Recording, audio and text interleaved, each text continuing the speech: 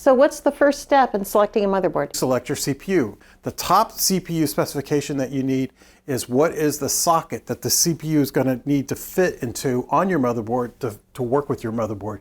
You can't buy any motherboards but the ones that work with your CPU. What's the second thing you do when selecting a motherboard? You learn what's going wrong with your current PC so you can make sure your new PC will go faster. And from that, you're going to get some very specific requirements of your motherboard. Some of those requirements are already used to pick your CPU, but some affect your motherboard as well.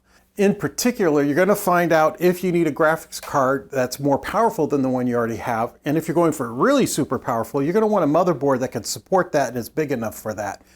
The other thing you're going to learn is if you need to overclock your memory or your CPU. This makes your CPU run faster. And if you're having a problem where you need faster CPU, not more cores, then this is going to affect your motherboard, because some motherboards allow overclocking and some don't. And if you are overclocking, you're going to need a very high-end motherboard to handle the electrical connections coming into the CPU to make sure it's clean current coming in. When you're going that fast, you don't want any risk of a power glitch causing it to crash. And finally, you're going to also need to know if you have a hard drive or external storage problem. If you're having a problem with your storage being too slow or not enough, and you decide you want to go to an SSD solution, you may need M.2 connectors directly on the motherboard to put multiple SSDs into your motherboard.